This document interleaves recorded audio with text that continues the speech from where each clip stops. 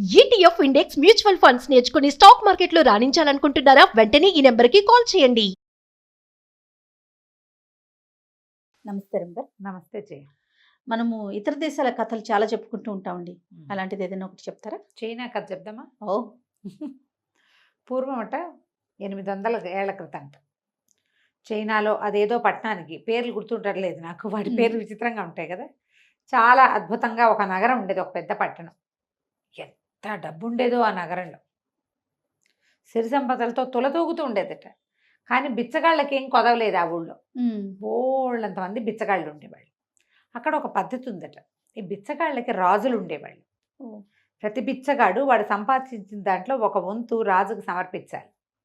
ఆయన వీళ్ళ సంగతి చూసుకుంటాడు. అట్లా బిచ్చగాళ్ళకి రాజులుగా ఉన్న కుటుంబాలు బోల్డ్ ఉన్నాయట కోకొల్లలు. ఆ బిచ్చగాళ్ళ రాజుల్లో ఒక ఆయన పేరు ఏంటంటే, ఆ ప్రాంతపు బిచ్చగాళ్ళందరికీ ఆయన రాజు. 7 తరాల నుంచి వాళ్ళేట రాజులు. ఆయన పేరు చిన్ గారు రాజుగా ఉండేవాడు. అయితే వీళ్ళకేం కొదవ ఉండదమ్మా. రాజులతో సమానంగా తోటలు, దొడ్లు, ఇళ్ళు, వాకిళ్ళు, మరి సంపద. ఇన్ని తరాల నుంచి రాజుగా ఉన్నవాడి సంగతి అసలు చెప్పక్కర్లేదు. అంతే కదా.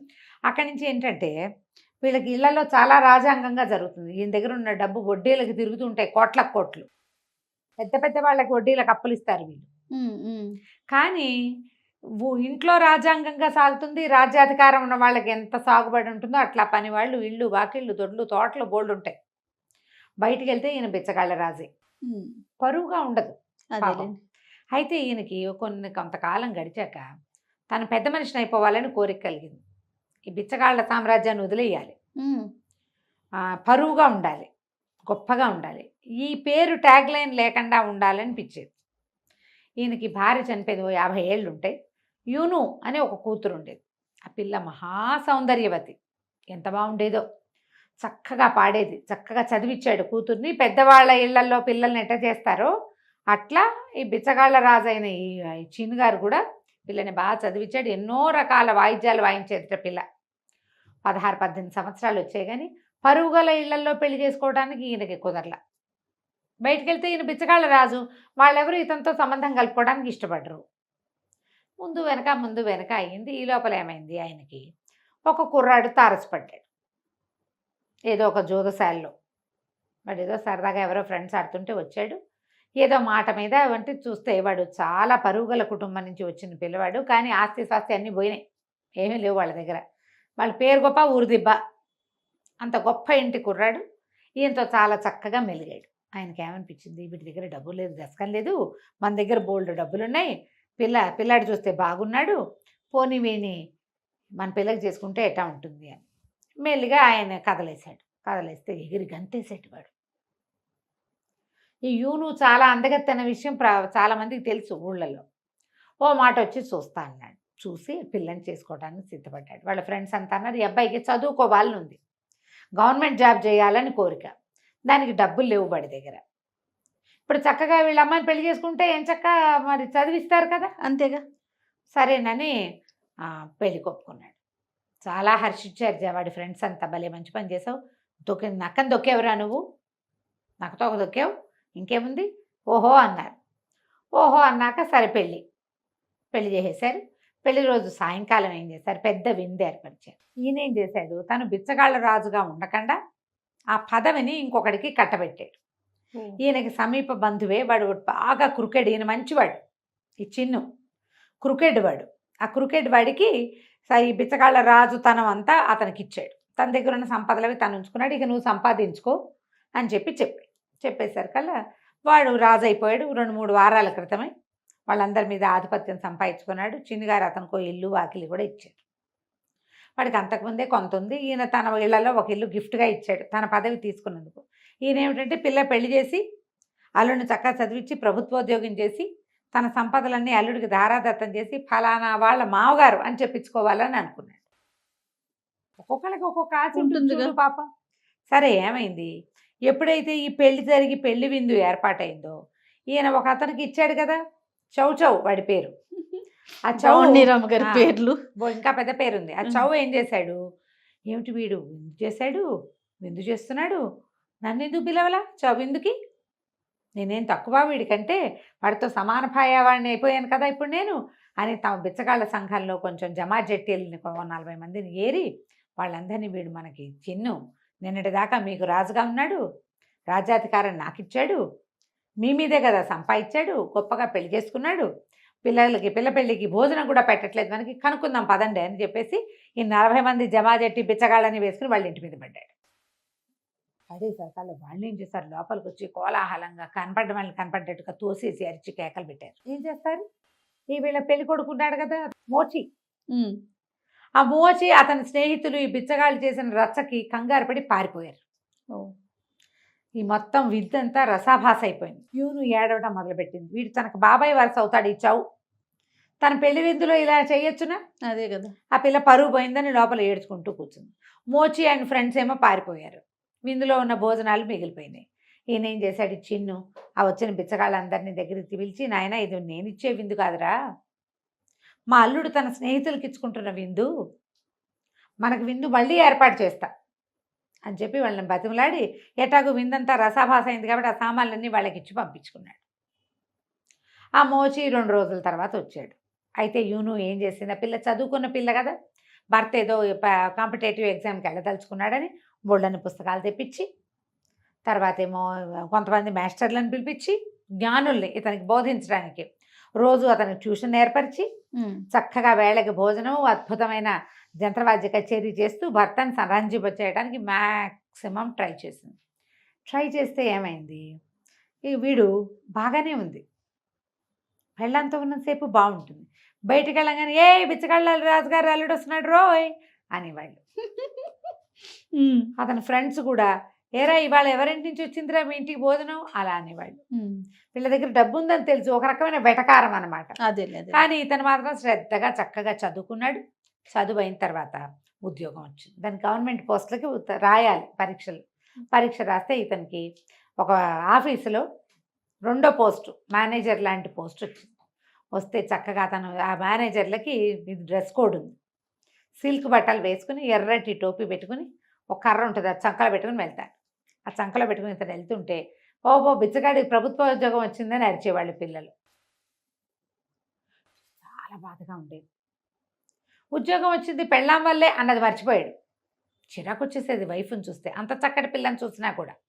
సరే ఏం చేశాడు, ఇక అట్టాగే గడిపేవాడు. ఇంతలో ఏమైంది, అతనికి వేరే ఊరికి ట్రాన్స్ఫర్ ఇచ్చారు. ఆ ఊరేమో ఇక్కడికి 4 రోజుల ప్రయాణం, పడవ మీద వెళ్ళాలి. సరే మామగారికి చెప్పి భార్యను తీసుకుని బయలుదేరితే సరే పడవ ఎక్కారు మొగుడు పెళ్ళాం. 2 రోజులు కులాసాగా గడిచింది.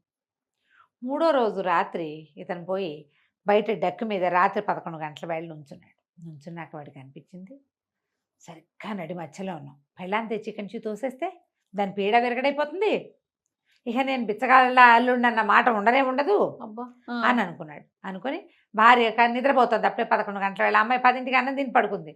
రా ఎంతో బాగుంది, వెన్నెలు ఎంత బాగుందోనని దాన్ని లాక్కొచ్చాడు. ఇద్దరు కలిసి పడవ మీద అటు ఇటు తిరిగాక ఆ డెక్క చివరి దాకా తీసుకెళ్ళి దబ్బుకొని నీళ్ళలో తోసేసి గబగబా కిందకి దిగొచ్చి స్పీడ్గా వెళ్ళిపోవాలి ఇక్కడి నుంచి, నాకు భయం వేస్తుంది ఇక్కడ అని బెదిరించాడు ఈ సారంగొల్ని. వాళ్ళు అతనేదో అంటే పైన వెన్నెల్లో తిరుగుతున్నాడు, దడబుట్టింది వీడికి, అందుకని పరిగెత్తమంటున్నాడు, స్పీడ్గా దాటిచ్చేసేయండి సుడి ఉంది ఇక్కడ అని చెప్పేసరికల్లా వీళ్ళు ఎవరు చూడలేదు. చూసిన వాడు ఓహో వాళ్ళు ఏదో మోచి చెప్తున్నాడు కదా, ఆయన పైగా అధికారి కదా, పడవ లాగేశారు. తెల్లారేసరికి టీ తెచ్చిన వాడితో ఏడుస్తూ చెప్పాడు, నా భార్య నీళ్ళలో పడిపోయింది అని. వాడు పరిగెత్తుకుంటూ వెళ్ళి అయ్యో మోచి అయ్య గారి భార్య యూను గారు పడిపోయిందిట అని చెప్పంగానే వాళ్ళంతా ఏమనుకున్నారు, ఓరిని దొంగమొహం వీడు రాత్రి తోసేసాడు ఆ పిల్లని, అందుకనే తొందర పెట్టి ఉంటాడు అనుకున్నారు. కానీ అతను డబ్బు ఇవ్వాల్సిన వాడు ప్రభుత్వ అధికారి ఏమంటారు, అయ్యో లక్షణమైన పిల్ల, బంగారం వంటి పిల్ల వీడు పాలపడి చచ్చిపోయిందే అని చింతించి నోళ్ళు గట్టిగా మూసుకుని దీనికి అడంకి తీసుకొచ్చి వదిలిపెట్టేశారు. వీడు కాస్త ఏడుపు మొహంతో ఆఫీసులో చేరాడు, భార్య నీళ్ళలో పడిపోయింది అని. సరే వాళ్ళు ఏదో గవర్నమెంట్ ఇల్లు ఏదో ఏర్పాటైంది, వంట మనుషులు పని వాళ్ళు ఉన్నారు, వాళ్ళతో మేనేజ్ అయిపోతున్నాడు. అయితే ఈ మోచి వచ్చిన రోజునే ఒక రోజుకి అటు ఇటుగా ఈ ఆఫీసులో ఎవరైతే ఇతను మేనేజర్ కదా, దీని మీద ఒక మేనేజర్ ఉంటాడు, జనరల్ మేనేజర్, రొట్టి మేనేజ్మెంటు జనరల్ మేనేజరు ఆయన కూడా ట్రాన్స్ఫర్ అయ్యి ఇక్కడికి వస్తున్నాడు. వాళ్ళ పడవ వస్తుంది. ఈ నీళ్ళలో పడిన యూను డామన్ నీళ్ళల్లో పడిపోలే, దానికి కాళ్ళ కింద ఏదో ఎత్తుగా ఉంది. ముందు దబుక్కిన పడింది, మెల్లిగా అది తేలేసరికల్లా కింద ఏదో దొరికింది ఆ పిల్లకి ఆధారం. ఒక నిమిషం నీళ్ళు తొక్కుని ఈదటం మొదలుపెట్టింది. కాస్త దానికి తెలివి వచ్చేసరికల్లా పడవ అంత దూరం వెళ్ళిపోయింది. అరిచినా కేకలు పెట్టా పడవ ఇది కావటంలా. పైగా నీళ్ళల్లో తోసేసిన వాడిని అరిస్తే మాత్రం వాడు ఎందుకు ఇచ్చేస్తాడు? అదే కదా. వాళ్ళని తనే పడిపోయింది అనుకో, తనే గనక పడిపోయింటే ఈ పాటికి దిగేవాడు కాదా మొగుడు? దిగలేదంటే ఏమిటి? తోసాడనే అర్థం. దానికి అసలు అర్థం కాల, తనే పడిపోయిందా వాడే తోసేసాడా అని. అవతల కాస్త సరే వెళ్ళిపోయింది ఆ పడవ. ఈ అమ్మాయి ఏం చేసింది, ఓ పక్కకి ఈదుకుంటూ పోయింది. ఈదుకుంటూ పోయి ఏదో చిన్న దీవల్లే ఉంది, అక్కడ గట్టు మీద కూర్చుని ఏడవటం మొదలుపెట్టింది. దేవుడా రావడా ఏం చేస్తుంది? సరే ఈ పడవ వెళ్ళిపోయిన ఒక 3-4 గంటలకి తెల్లవారుజామున 5 గంటలు అవుతుండగా ఒక పడవ ఆ వైపు నుంచి వచ్చింది. ఈ కొత్త జిఎం రావాలి కదా, ఆ జిఎం వచ్చే రూట్ అనమాట అది. ఓకే. భార్య భర్త ఇద్దరు వాళ్ళు ఏం చేశారు, తెల్లవారుజామున పౌర్ణమి రాత్రి కదా, తెల్లారే మెలకు వచ్చేసిందని 4:30కి లేచి వచ్చి డెక్క మీద కూర్చున్నారు. కూర్చుంటే పడవ ఈ ఒడ్డు పక్క నుంచి వెళ్తుంటే ఎవరో పిల్ల అక్కడ కనపడుతోంది, మంచి బట్టలు వేసుకుని ఉంది అని ఏం చేశాడు, గబగబా సరంగుని కేకలు పెట్టాడు. అమ్మా అక్కడికి పట్టించు, ఎక్కడైతే ఇది దీవిలాగా ఉందో కొంచెం చిన్న ఒడ్డల్లే ఉంది, ఒడ్డు దగ్గర పట్టించు, పిల్ల ఎవరో ఉంది అక్కడని అక్కడికి తీసుకుపోయారు. తీసుకుపోతే ఏడుస్తున్నాయి, పిల్ల కనపడింది. వాళ్ళ పైకి ఎక్కిచ్చారు. ఏమిటమ్మా ఎట్టా వచ్చావు ఏమిటి అంటే, నేను ఏం చేయనండి ఇట్లా జరిగిందని అనేసరికి ఆయన ఆశ్చర్యపోయాడు. ఏం పర్వాలేదమ్మా, ఇంకో 1.5 రోజు పడుతుంది మనం వెళ్ళటానికి, నువ్వు మాతో ఉండు అని చెప్పి ఆ పిల్లకి పొడి బట్టలు కట్టించి ఏదో తిండి పెట్టించి పడుకోబెట్టారు. తామింటికి తీసుకుపోయారు. తీసుకుపోయాక మా 2వ రోజు 3వ రోజు ఈయన ఆఫీస్లో చేరాడు. మోచి చేరిన 3 రోజులకి ఈయన ఆఫీస్కి వచ్చాడు. సరే ఆయన వచ్చాడని మొత్తం స్టాఫ్ అంతా వచ్చి నిలబడ్డారు స్వాగత సత్కారాలకి. ఒక్కోళ్ళ పేరు పరిచయం చేస్తుంటే ఆ మోచిని చూసి బాగానే ఉన్నాడు, వీడికి ఇదేం మాయరోగం, లక్షణమైన పిల్లని ఇట్లా బాగా ఎజ్జేసాడని చూశాడు. సరే అక్కడి నుంచి మోచిని అబ్జర్వ్ చేయటం మొదలుపెట్టాడు. ఒక 20 రోజులు పోయాక, నెలలు పోయాక, నాకు పెళ్లి కావాల్సిన కూతురుంది, ఏదైనా మంచి సంబంధం ఉంటే పెళ్లి చేస్తానని ఆఫీస్లో అనౌన్స్ చేశాడు. చేస్తే ఊళ్ళో ఎవరో పెద్ద మనుషులు 2-3 సంబంధాలు చెప్పారు. ఇది పెద్ద ఉద్యోగం, సహజంగానే కొంత సంపన్నుడు, పైగా కూతురు ఎప్పుడు బయటికి రాలేదు. కానీ ఆయన భార్య 2 సార్లు కిట్టి పార్టీలకు వచ్చింది. ఆవిడ బాగుంది మనిషి, ఈయన మంచి చెయ్యెత్తు మనిషి, పిల్ల బాగుంటానికే అవకాశం ఉంది. తర్వాత ఇంత పెద్ద ఉద్యోగం, రేపొద్దున మంత్రి కూడా అవుతాడు ఈయన. ఓహో.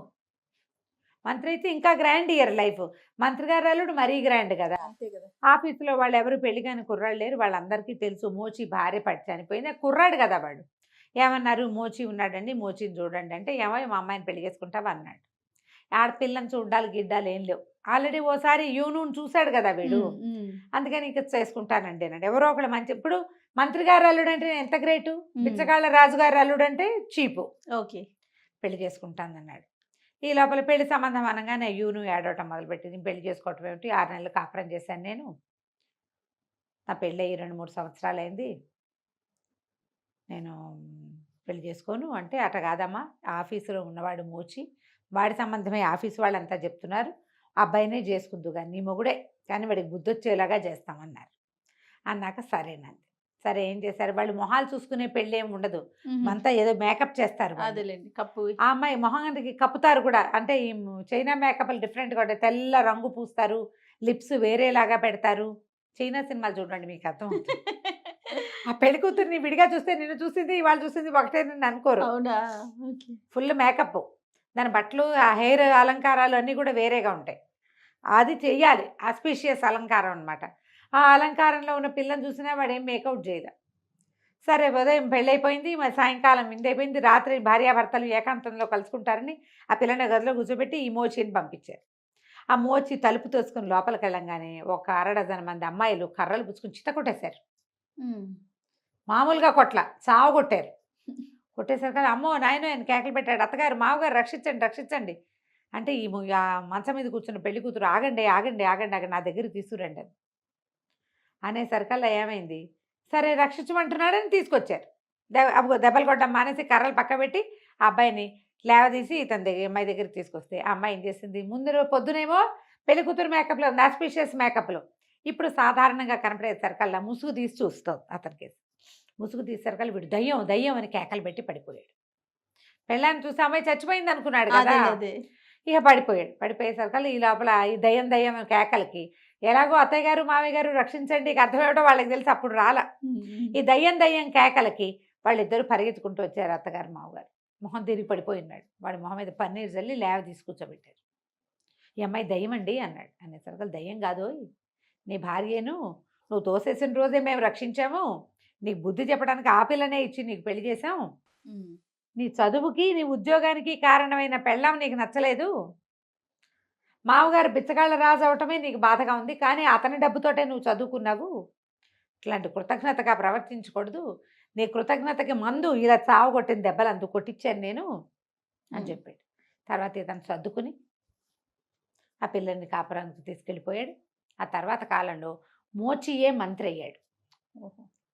ఆ గవర్నమెంట్ ఆఫీస్ నుంచి క్రమంగా వజీర్లు అవుతారనమాట. తర్వాత కాలం అతను ఎప్పుడు బిచ్చగాళ్ళ రాజుగారు అల్లుడని అనేవారు కాదు. కథ కంచికి మనం ఇంటికి.